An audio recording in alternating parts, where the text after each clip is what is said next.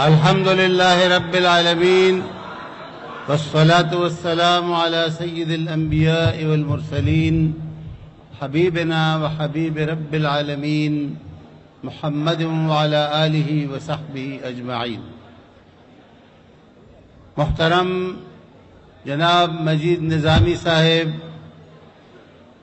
جناب پیر صاحب جمیل احمد شرقوری، معزز زعمائے قوم، میرے عزیز بیٹوں، میرے بھائیوں، میری بیٹیوں، میری بہنوں، السلام علیکم ورحمۃ اللہ وبرکاتہ. عزیزان محترم، اقبال نے کہا ہے کہ من میرے داد است تو خواہم، مرا ای قوم غزل خانی شمردند.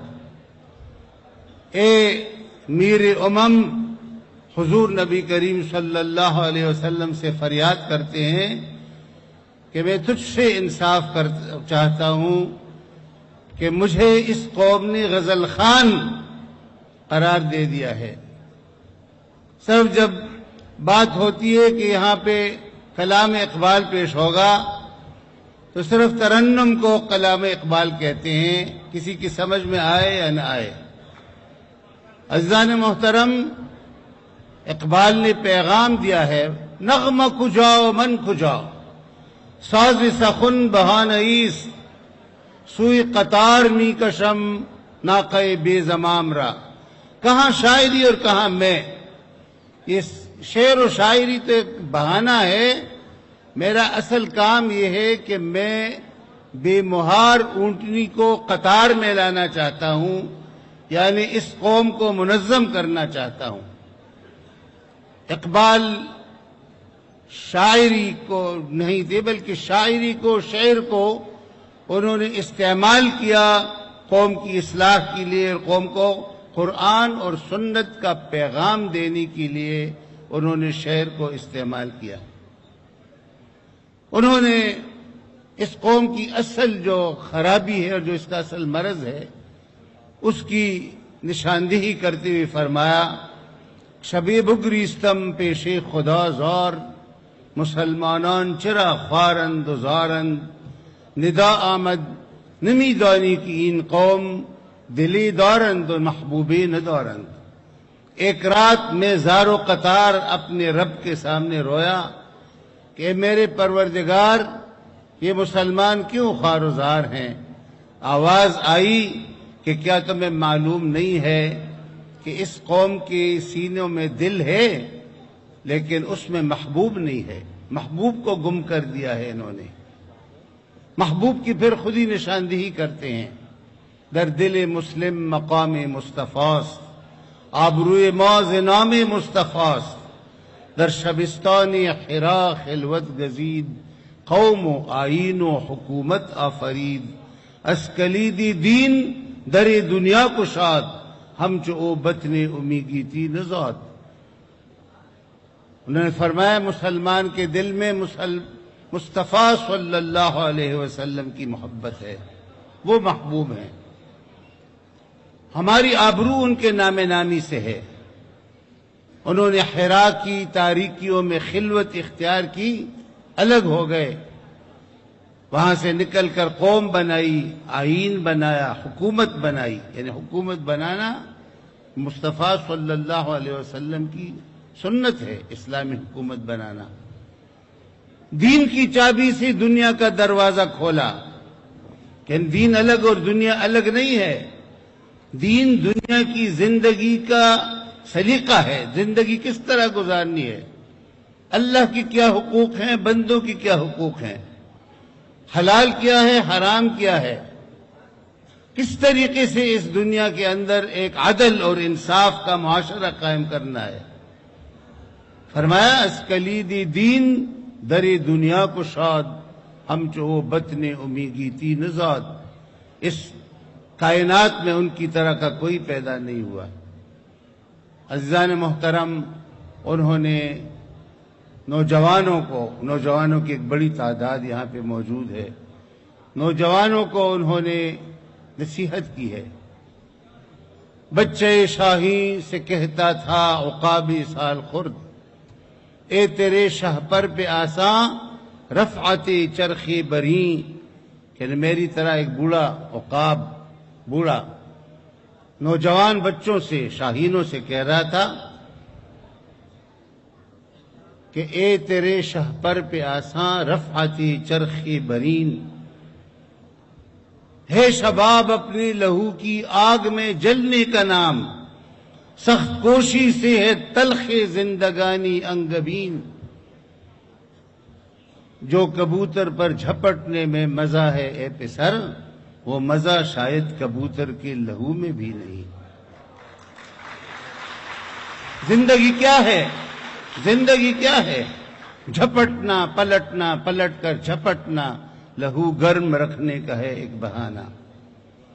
عزیزان محترم، انہوں نے خواتین سے کہا ہے، خواتین کو اور بچیوں کو مخاطب کرتے ہوئے فرمایا ہے، ز شام ما برون آور سحر را، ز قرآن باز خان اہل نظر را، نمی دانی کی سوز قرأت تو دگرگون کر تقدیر عمر را، ہماری اس اندھیری شب سے سپید سحر نمودار کر دے۔ ز شام ما برون آور سحر را، پھر سے اہل نظر پر قرآن کی تلاوت کر دے۔ کیا تمہیں معلوم نہیں ہے کہ یہ تیری قرأت کا سوز تھا جس نے حضرت عمر رضی اللہ عنہ کی تقدیر تبدیل کر ڈالی تھی؟ بچیوں کی، بہن کی قرأت سن کر حضرت عمر رضی اللہ عنہ حضور نبی کریم صلی اللہ علیہ وسلم کے قتل کے ارادے سے نکلے تھے اور اسلام قبول کر لیا اور اسلام کی ایک تلوار بن گئے۔ عزیزان محترم، نظریہ پاکستان ٹرسٹ کے زیر اہتمام یوم اقبال ہے۔ نظریہ پاکستان کیا ہے؟ نظریہ پاکستان اسلام ہے، دین اسلام، جس کے بارے میں اللہ نے فرمایا ان الدین عند اللہ الاسلام، اللہ کا پسندیدہ دین اور نظام زندگی اسلام ہے۔ اسلام نظریہ پاکستان ہے، اور اسلام میں ہمیں ایک امت قرار دیا گیا ہے، ایک امت، مراکش سے لے کر عراق تک ایک ہی امت، اور اس امت کو مخاطب کیا ہے قرآن نے بھی، اور اسی امت کو مخاطب کیا ہے اقبال نے بھی۔ اور اقبال نے کہا ہے، پس خدا بر ما امومت ختم کرد، بر رسول ما رسالت ختم کرد، او رسول را ختم ما اقوام را۔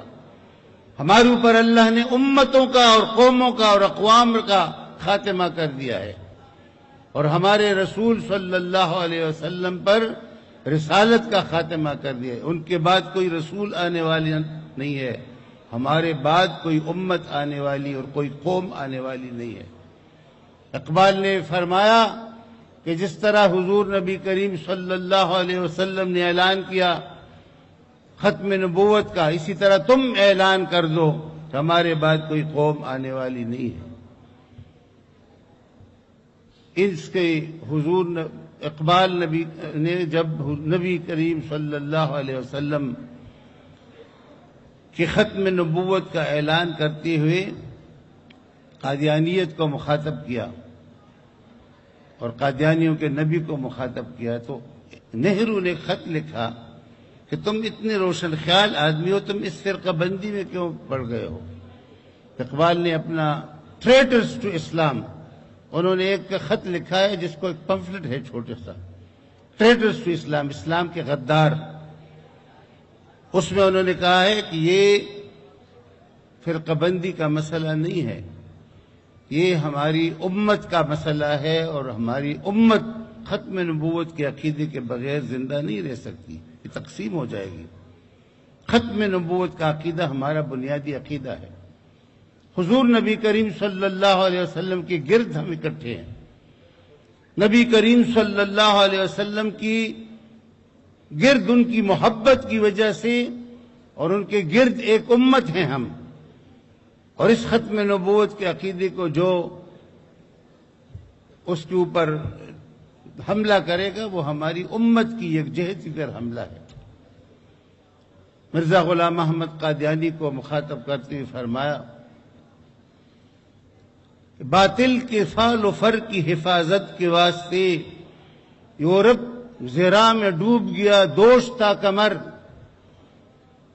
میں پوچھتا ہوں شیخ فرنگی نواز سے، مرزا غلام احمد کو مخاطب، میں پوچھتا ہوں شیخ فرنگی نواز سے، یورپ میں جنگ خیر ہے مشرق میں کیوں ہے شر؟ یعنی ہمارا جو ایٹمی جو ہماری صلاحیت ہے وہ تو دنیا کی امن کے لیے خطرناک ہے، لیکن امریکہ اور روس اور برطانیہ اور فرانس ان کے پاس بڑے بڑے ذخائر ہیں، اور اسرائیل کے پاس بھی ہے اور انڈیا کے پاس بھی ہے، تو ان کا جو ایٹمی طاقت ہے وہ کسی کے لیے خطرہ نہیں ہے۔ اس کو اسلامک بم کہتے ہیں، اس کو جوش بم نہیں کہتے اسرائیل والوں کے بارے، اس کو کرسچین بم نہیں کہتے جو کرسچین اقوام کے پاس ہے، جو انڈین کے پاس ہے اس کو ہندو بم نہیں کہتے۔ ہم نے جو اپنی حفاظت کے لیے ڈیٹرنٹ کے طور پر اختیار کیا ہے کہ اس کے بغیر ہندوستان 2 دن بھی صبر نہیں کرے گا ہمارے اوپر حملہ کرنے سے، نہیں ہچکچائے گا۔ ہم نے ڈیٹرنٹ کے طور پر اس میں پوری دنیا کے اندر واویلا مچا ہوا ہے۔ عزیزان محترم، جب تک احتیاج سے ہم ہاتھ نہیں کھینچیں گے، جب تک ہم دوسروں کے محتاج ہوں گے، اس وقت تک کوئی بھی ہماری آزادی کی وقت وہ نہیں رہے گی۔ ہم آزاد قوم نہیں ہیں، ہماری پالیسیاں ہمارے اپنے اختیار میں نہیں ہیں، ہم دوسروں کے دستنگر ہیں، اور اس کی وجہ یہ نہیں ہے کہ ہم غریب ہیں، ہم فقیر ہیں، اس کی وجہ یہ ہے کہ ہم بے حمیت حکمرانوں کے ماتحت ہیں جن کے اندر کوئی حمیت نہیں ہے۔ اس کی وجہ سے بھرے چوک میں، ہمارے لاہور کے بالکل بھرے چوک میں لوگوں کے سامنے امریکی آ کر ہمارے لوگوں کو قتل کرتا ہے اور خوب مزے سے باہر چلا جاتا ہے۔ عزیزان محترم،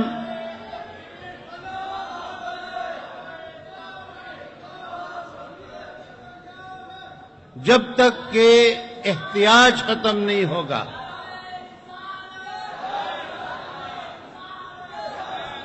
جب تک کہ احتیاج ختم نہیں ہوگا، اور احتیاج یہ اس وقت ختم ہوگا جب حمیت پیدا ہوگی۔